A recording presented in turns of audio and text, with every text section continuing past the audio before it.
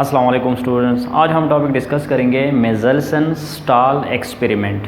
मेज़ल्सन stall experiment जो था ये दो साइंसदानों ने एक्सपेरिमेंट किया था और किस चीज़ के लिए किया था? Proof of semi conservative replication model. अच्छा, रिप्लिकेशन मॉडल ऑफ डीएनए। ये दो साइंसदानों ने मेज़ल्सन और स्टाल ने एक्सपेरिमेंट किया था और किस चीज़ के लिए? Semi conservative replication model of DNA के लिए, उसको साबित करने के लिए जो है इन्होंने ये एक्सपेरिमेंट किया था। अच्छा, मैथ्यू मेज़ल्सन एंड फ्रैंकलिन स्टाल ये दो साइंटिस्ट थे और इन्होंने California institute of technology America की जो है एक स्टेट है उसमें जो है इन्होंने ये 1958 में ये जो है एक्सपेरिमेंट किए थे। अच्छा, इन्होंने क्या किया था? Culturing of bacteria. एक बैक्टीरिया लिया इन्होंने। They first grew bacteria in a medium containing heavy isotope of nitrogen. Nitrogen जो होता है इनका नॉर्मली जो हमारे साथ जो मास नंबर होता है वो 14 होता है और इन्होंने जो है हैवी आइसोटोप यूज़ किया था नाइट्रोजन का और वो N15 जो है वो यूज़ किया था, which becomes incorporated in the basis of bacterial DNA.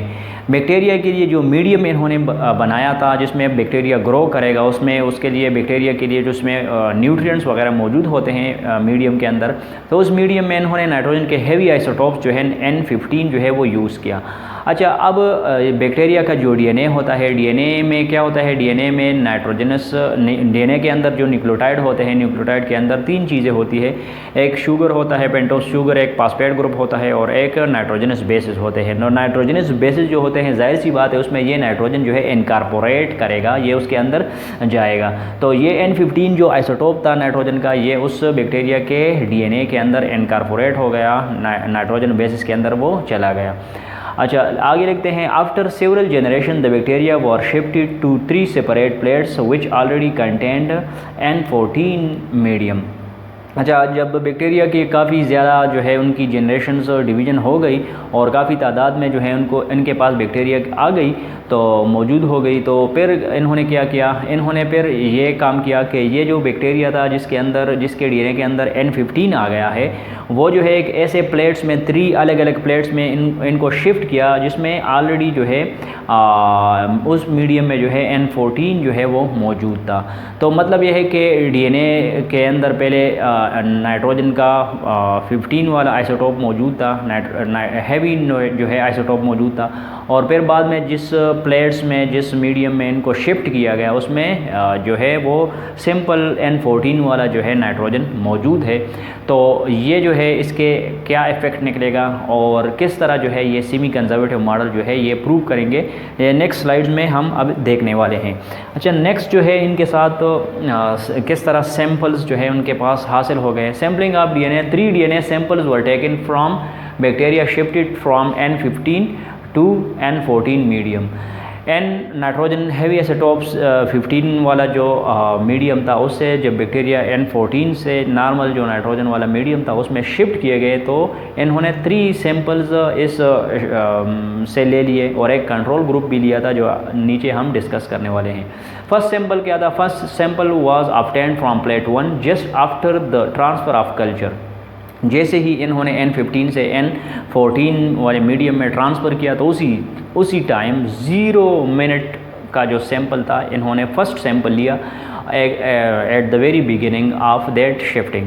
अच्छा, सेकंड सैंपल इन्होंने कब लिया? सेकंड प्लेट से जो है वो टेकन फ्रॉम सेकंड प्लेट और वो 20 मिनट के बाद जो है वो इन्होंने ये सैंपल लिया। ये सेकंड सैंपल था और 20 मिनट्स का सैंपल जो है ये कहलाता है। थर्ड सैंपल जो है this was taken from plate 3 after 40 minutes, 40 minute के बाद जो है इन्होंने थर्ड सैंपल लिया और ये सैंपल एट 40 मिनट्स कहलाता है। अच्छा, ये 20 मिनट्स का जो टाइम था इन्होंने क्यों सेलेक्ट किया? क्योंकि बैक्टीरिया की एक डिवीज़न जो होती है, एक जो वो बाइनरी फिशन करता है तो वो जो है वो 20 मिनट्स में कंप्लीट हो जाता है, तो इसलिए इन्होंने जो है ये टाइम सेलेक्ट किया। और जब एक बैक्टीरिया जो है वो बाइनरी फिशन करेगा, डिवीज़न करेगा, तो जाहिर सी बात है उसके अंदर डीएनए जो मॉलिक्यूल मौजूद है वो भी रिप्लिकेशन करके जो है दोनों डॉटर सेल्स के अंदर आएगा। अच्छा, थर्ड सैंपल के बाद फिर इन्होंने एक कंट्रोल सैंपल भी लिया था। Control sample was also taken from the bacteria which were grown separately in N14 medium. ये जो है N14 का जो मीडियम था उसमें जो है बैक्टीरिया को ग्रो किया गया था और डायरेक्टली वो जो है N14 वाले सैंपल से लिया गया था। उसके साथ जो है कोई भी N15 वाला जो है वो नाइट्रोजन टच नहीं हुआ था। तो ये बिल्कुल कंट्रोल ग्रुप था। ये भी इस दोनों साइंसदानों ने लिया था। और इस सैम्पलिंग ऑफ DNA के साथ क्या मामला किया गया, इसकी क्या ऑब्जर्वेशंस की गई, ये आगे हम देखने वाले हैं। अच्छा, जब नाइट्रोजन 15 से वाले मीडियम से नाइट्रोजन 14 मीडियम को जो है बैक्टीरिया की जो है शिफ्टिंग की गई, तो मुख्तलिफ जो है टाइम पर, डिफरेंट टाइम पर, यानी 0 टाइम, 20 मिनट्स और 40 मिनट्स टाइम के बाद जो है बैक्टीरिया के सैंपल्स हासिल किए गए। उन डिफरेंट बैक्टीरिया से जो है DNA एक्सट्रैक्ट किया गया, DNA हासिल किया गया और उस DNA को जो है फिर आगे प्रोसेस किया गया। एक्सपेरिमेंट इन्होंने क्या किया था, इस DNA डिफरेंट जो DNA सैंपल्स थे उनको अलग अलग टेस्ट ट्यूब्स में डाला गया और अलग अलग सैंपल्स ऑफ DNA को जो है क्या किया गया, उसको सेंट्रीफ्यूज किया गया। Centrifugation of the DNA samples, the DNA samples were dissolved in caesium chloride. Caesium chloride जो है एक साल्ट है और इसका जो है सलूशन बनाया गया, यानी वाटर के अंदर जो है सीजियम क्लोराइड को जो है वो डिज़ोल्व किया गया और इसका सलूशन बनाया गया और DNA को जो है उस सलूशन के अंदर फिर डाला गया। तो DNA samples were dissolved in caesium chloride solution. अच्छा, और क्या किया गया, अलग अलग सैंपल में अलग अलग टाइम वाले DNA सैंपल्स को डाला गया और these samples were spun at very high speed. इनको स्पन किया गया, मतलब इनकी सेंट्रीफ्यूगेशन की गई in centrifuge machine, in an ultracentrifuge, एक बहुत जो मॉडर्न और बहुत तेज़ स्पीड वाला सेंट्रीफ्यूज मशीन होता है, उसके अंदर इनको स्पन किया गया फॉर अबाउट 20 आवर्स, 20 घंटों तक, जो कि बहुत ज़्यादा टाइम है। नॉर्मली जो सेंट्रीफ्यूगेशन होता है ब्लड सेल्स वगैरह के लिए, ये बहुत कम वक्त में, मिनट्स, इवन मिनट्स में हो जाता है, लेकिन ये बहुत ज़्यादा टाइम के लिए इनको सेंट्रीफ्यूज किया गया। अच्छा, सीजियम क्लोराइड ये सलूशन जो है ये यूज़ करने का मकसद क्या था। सीजियम क्लोराइड जो है ये एक माइल्ड सलूशन है, एसिडिक नहीं है, ये जो है ख़तरनाक नहीं है, ये बैक्टीरिया के लिए मुज़र नहीं है, ये बैक्टीरिया के DNA के लिए मुज़र नहीं है। लिहाजा ये जो है सीजियम क्लोराइड सलूशन यूज़ किया गया और इतना जो है वो मतलब इसका टॉक्सिक इफ़ेक्ट नहीं है DNA मॉलिक्यूल पर। तो लिखते हैं सीजियम क्लोराइड जो है ये माइल्ड था DNA के लिए। दूसरी बात यह है कि ये सेंट्रीफ्यूगेशन जो होता है, ये प्रोसेस जो होता है, इसके लिए या तो कार्बोहाइड्रेट्स और सक्रोज़ वगैरह के सलूशन यूज़ होते हैं या इस तरह सीजियम क्लोराइड साल्ट वगैरह के सलूशन यूज़ होते हैं, जिसमें एक सैंपल जो है वो डाला जाता है ताकि उसकी लेयर्स बन जाए, उसकी जो है वो बाकायदा हमारे साथ लेयर्स बन जाए कि कहाँ कहाँ पर जो है वो, अगर वो लाइट हो तो वो टॉप पर जाएगा, हेवी हो तो वो नीचे तह में बैठ जाएगा। तो सीजियम क्लोराइड जो है ये अगरचे हमें नज़र आ रहा है कि ये एक साल्ट है, सीजियम जो है हमारे साथ पॉजिटिव आयन्स है और क्लोराइड के नेगेटिव आयन्स बनेंगे और ये तब बनेंगे जब ये वाटर में डिसोसिएट होगा। तो आगे लिखते हैं caesium chloride molecules will dissociate. ये मालिक्यूल जो होते हैं ये सीजियम क्लोराइड के ये क्या हो जाते हैं, ये डिसोसिएट होते हैं, आयन्स अलग अलग हो जाते हैं वाटर मालिक्यूल्स के साथ, इनकी जो है वो हाइड्रोजन बॉन्ड बन जाती है और इनके जो ये आयन्स होते हैं ये डिटैच हो जाते हैं, अलग अलग वाटर मालिक्यूल्स के साथ जो है इनकी बॉन्डिंग बन जाती है। लिहाजा ये जो है ये ख़ुद भी डिसोसिएट हो जाता है और जो DNA मॉलिक्यूल्स होते हैं ये भी हमारे साथ जो सैंपल्स हैं उसमें अलग अलग वैरायटी के DNA मॉलिक्यूल मौजूद है और कुछ में जो है वो दोनों स्ट्रैंड हैवी वाले जो है नाइट्रोजन के होंगे, कुछ में एक हैवी और कुछ लाइट वाले जो है DNA मॉलिक्यूल होंगे। ये आगे डायग्राम से भी हमें क्लियरली नज़र आ जाएगा। लेकिन यहाँ पर जो है सीजियम क्लोराइड की जो एक्टिविटी है, जो ये क्यों यूज़ किया, इस स्लाइड में आप ये समझ जाए। अच्छा, ये इक्वल साइज़ के इक्वल लेंथ के जो है टेस्ट ट्यूब यूज़ किए गए हर एक सैंपल के लिए। सीजियम क्लोराइड जो है वाटर के साथ जो है इसकी सॉल्यूशन है। तो ये आयन जो है ये नेगेटिव क्लोरीन आयन जो है ये क्योंकि लाइट है, क्लोरीन का एटॉमिक मास जो है 35 है और सीजियम का एटॉमिक मास जो है 133 है, बहुत ज़्यादा फ़र्क है इनमें। तो सीजियम वाले जो आयन्स होंगे वो पॉजिटिव आयन्स वो नीचे तह में बैठ जाएंगे और बाकी जो क्लोराइड के जो नेगेटिव आयन है, जो लाइट आयन है, वो ऊपर जो है टॉप पर रहेंगे। अच्छा, ये जो है ये क्या बन जाता है हमारे साथ इतने टाइम के लिए 20 आवर्स के लिए जब हम सेंट्रीफ्यूगेशन करते हैं तो इक्विलिब्रियम डेंसिटी ग्रेडियंट जो है वो क्रिएट हो जाता है, जो कि रेड वर्डिंग्स में आपको, रेड अल्फ़ाबेट्स में आपको नज़र आ रहा है। तो ये इक्विलिब्रियम जो है ये बनाने के लिए जो है अल्ट्रा सेंट्रीफ्यूगेशन जो है बहुत ज़्यादा टाइम के लिए इनकी ज़रूरी होती है और ये जो आयन्स होते हैं ये बिल्कुल इक्वली डिस्ट्रीब्यूट हो जाते हैं in this test tube. Caesium chloride जो है उनकी डेंसिटी ज़्यादा होती है, हैवी होते हैं तो नीचे हो जाते हैं और ऊपर साइड पर जो है ये हमारे साथ क्लोराइड आयन्स होते हैं। अच्छा, अब हर एक टेस्ट ट्यूब में इस तरह सीजियम क्लोराइड मौजूद है और हर एक टेस्ट ट्यूब में अलग अलग डिफरेंट वेट, एटॉमिक वेट के और नाइट्रोजन वाले जो उसमें अलग अलग आइसोटोप मौजूद हैं उस सैंपल में, डीएनए सैंपल में। लिहाजा उनकी जो डीएनए सैंपल्स होती है उनकी ये लोकेशन जो होती है, लोकेशन या लेयर कहाँ पर बनाएगा, डीएनए मॉलिक्यूल किधर रिजाइड करेगा, किधर मौजूद होगा इस इक्विलिब्रियम डेंसिटी ग्रेडियंट के अंदर, तो वो डिपेंड करता है किस चीज़ पर कि उसमें कौन सा जो है वो आइसोटोप मौजूद है। तो ये बात असल में हम इसलिए कर रहे हैं, ये हम डीएनए की जो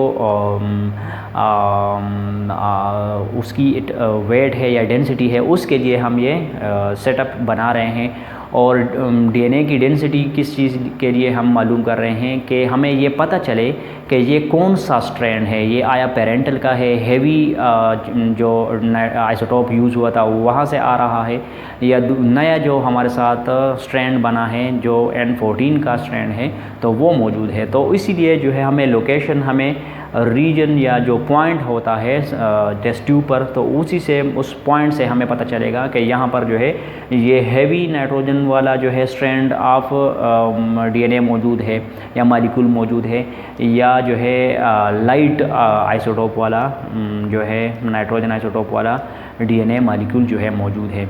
तो ये हमारे साथ एक सेटअप इस एक्सपेरिमेंट के लिए बनाया गया था।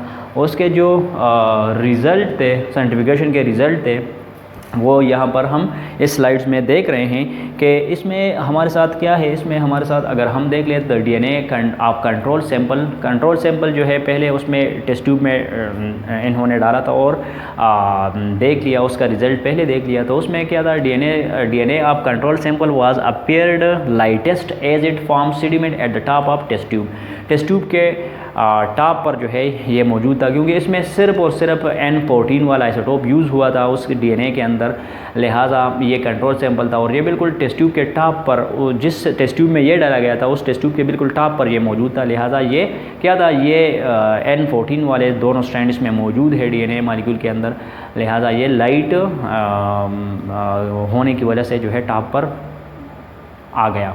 The DNA of sample at 0 minutes was appeared heaviest। 0 minutes का जो सैंपल हम लिया था, प्लेट 1 से लिया था, तो उसमें जो है डीएनए क्या था, डीएनए हेवीएस्ट था, सबसे भारी था और वो नीचे तह में बॉटम में मौजूद था। इसकी क्या वजह है? इसकी वजह जाहिर सी बात है नाइट्रोजन 15 वाला आइसोटोप है वो उस डीएनए मॉलिक्यूल के अंदर मौजूद है। उसमें कोई भी जो है 0 टाइम पर हुआ था, तो मतलब अभी रिप्लिकेशन नहीं हुआ है, और रिप्लिकेशन नहीं हुआ है तो उसमें कोई भी जो है वो लाइट आइसोटोप ऑफ नाइट्रोजन वाला स्ट्रैंड मौजूद नहीं है। लिहाजा ये हैवी आइसोटोप वाले डीएनए मॉलिक्यूल है, लिहाजा ये नीचे बैठ गए।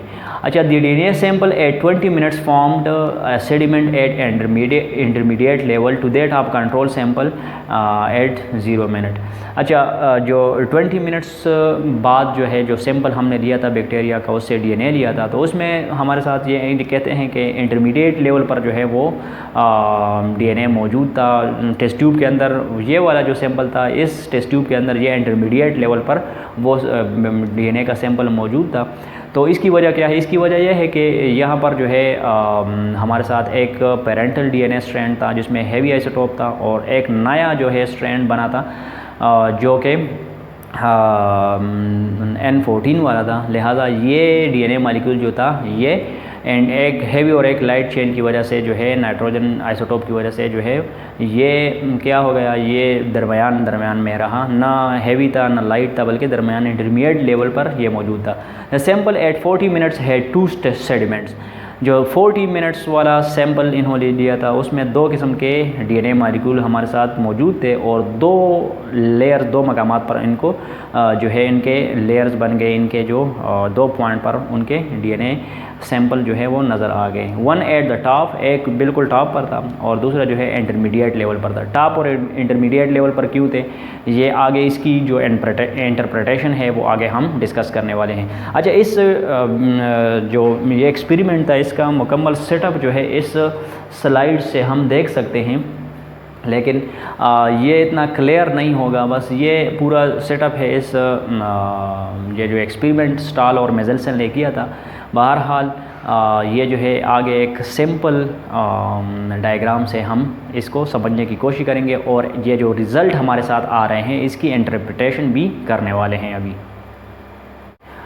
अच्छा, इस डायग्राम में अगर आप देख ले तो इसमें हमारे साथ ये पेरेंटल जो डीएनए था ये आपको ब्लू कलर में यहाँ पर नज़र आ रहा है, और इसमें क्या है, इसमें जो है ये हम एज्यूम कर लेते हैं कि ये जो हमारे साथ है ये दोनों स्ट्रैंड में N15 वाला आइसोटोप यूज़ हुआ है। ये ब्लू कलर में जो है आपके साथ N15 वाला आइसोटोप यूज़ हुआ है। अच्छा, ये जब ऐसे मीडियम में जो है इसको ट्रांसफ़र किया गया जिसमें जो है हमारे साथ N14 मौजूद था, तो इसने जो नए स्ट्रैंड बना लिए, ये रेड कलर में नया स्ट्रैंड अगर यहाँ पर बन रहा है फर्स्ट राउंड ऑफ रिप्लिकेशन के बाद, तो वो हमारे साथ जो है लाइट आइसोटोप ऑफ नाइट्रोजन उसमें मौजूद है। लिहाजा यहाँ पर भी रेड कलर में आपको नया स्ट्रैंड नज़र आएगा, यहाँ पर भी नया स्ट्रैंड आपको नज़र आएगा।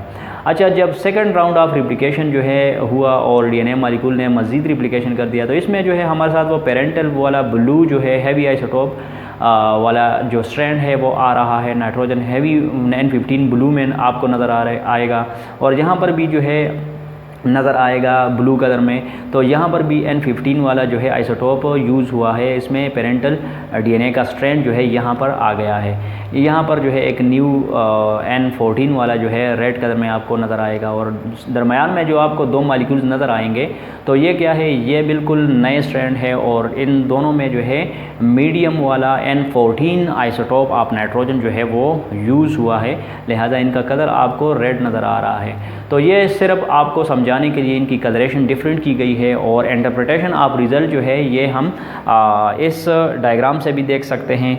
और नेक्स्ट जो है इसकी जो है थ्योरी में जिस तरह एक्सप्लेनेशन की गई है वो यहाँ पर हम एक्सप्लेन करेंगे। DNA of control group appeared lightest because it had both strands of N14।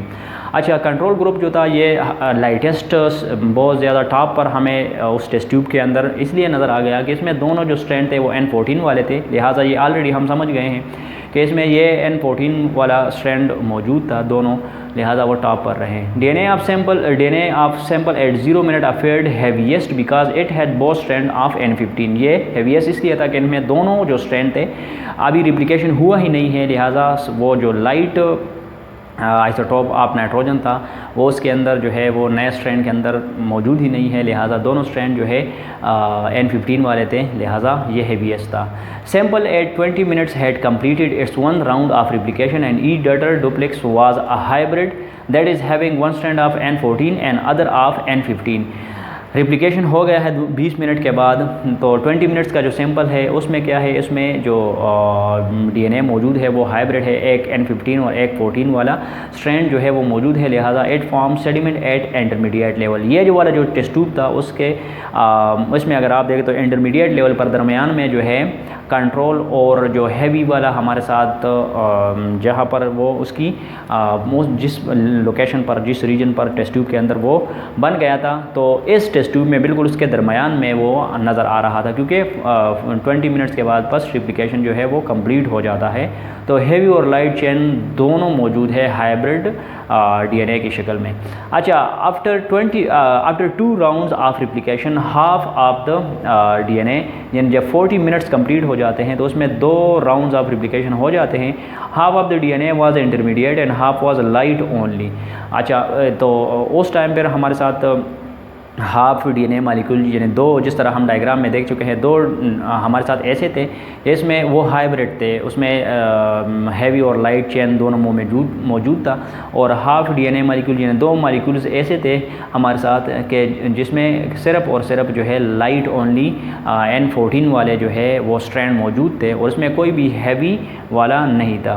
तो there was no heavy only DNA, यानी ऐसे डीएनए कोई भी नहीं था जिसमें दोनों हैवी आइसोटोप वाले स्ट्रैंड मौजूद हो, यानी N15 वाले दोनों स्ट्रैंड N15 वाले थे। ऐसे डीएनए कोई भी नहीं था, जिस तरह हम ये इस डायग्राम में आप देख सकते हैं कि इसमें इस लेवल पर आपको कोई भी 2 ब्लू स्ट्रैंड वाले आपको नज़र नहीं आएंगे, जिस तरह ये 2 ब्लू स्ट्रैंड है पेरेंटल वाली की तरह, बल्कि यहाँ पर जो है आपको एक हाइब्रिड है, एक हाइब्रिड ये है, और ये जो है हमारे साथ बिल्कुल लाइट वाला जो आइसोटोप है वो यहाँ पर यूज़ हुआ है। अच्छा, अब इसकी कंक्लूजन की तरफ आते हैं। The pattern of DNA replication showed that DNA molecule contains a template strand from the parental DNA, thus DNA replication is semi conservative. ये सारा जो एक्सपेरिमेंट था, ये जो सेटअप था, इसमें काम की बात क्या है हमारे लिए, इसमें किया जो है वो छुपा हुआ पैगाम है या सबक इसमें क्या है? इसमें पॉइंट ये है कि इसमें हमारे साथ जो डीएनए रिप्लिकेशन है ये सेमी कंजर्वेटिव होता है। सेमी कंजर्वेटिव इस तरह है कि मतलब डीएनए एक मॉलिक्यूल है, तो इसमें डॉटर डीएनए मॉलिक्यूल जब बनेंगे, एक डीएनए जब रिप्लिकेशन करेगा तो 2 मॉलिक्यूल्स बनेंगे हमारे साथ डीएनए के, और दोनों में क्या होगा, दोनों में एक पेरेंटल डीएनए स्ट्रैंड आएगा और एक जो है नया स्ट्रैंड हमारे साथ बनेगा। और ये किस तरह नया और पुराने वाले को हमने किस तरह समझ लिया, किस तरह एज्यूम कर लिया, किस तरह ये हमें इसका सबूत मिला, वो हैवी और लाइट आइसोटोप की नाइट्रोजन आइसोटोप्स की वजह से, क्योंकि हैवी जो आइसोटोप थे वो नीचे चले गए और जो लाइट आइसोटोप थे वो ऊपर चले जाते हैं, कुछ इंटरमीडिएट रह जाते हैं। इंटरमीडिएट वाले कौन से रह जाते हैं? जिसमें एक हैवी आइसोटोप वाला स्ट्रैंड होगा और दूसरा जो है वो लाइट आइसोटोप ऑफ नाइट्रोजन वाला स्ट्रैंड मौजूद होगा। तो इसीलिए जो है ये जो है semi conservative pattern, semi conservative model जो है ये सही साबित हुआ, और बाकी जो हमारे साथ डिस्पर्सिव मॉडल था और या कंजर्वेटिव मॉडल था तो दोनों गलत साबित हुए, और ये मेज़ल्सन और स्टाल की एक्सपेरिमेंट की बदौलत जो है वो मुमकिन हुआ। अपना ख्याल रखें, चैनल को सब्सक्राइब करें और वीडियो को लाइक करें। कमेंट में आप अपने क्वेश्चन वगैरह लिख सकते हैं। बहुत बहुत शुक्रिया।